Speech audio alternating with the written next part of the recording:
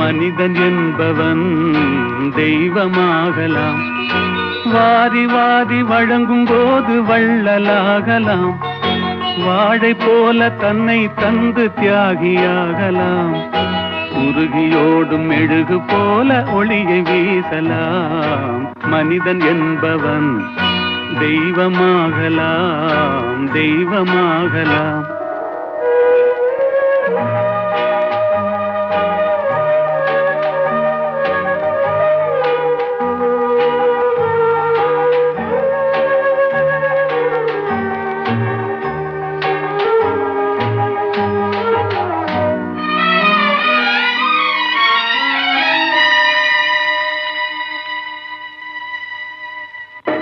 ஊருக்கென்று வாழ்ந்த நெஞ்சம் சிலைகளாகலாம்.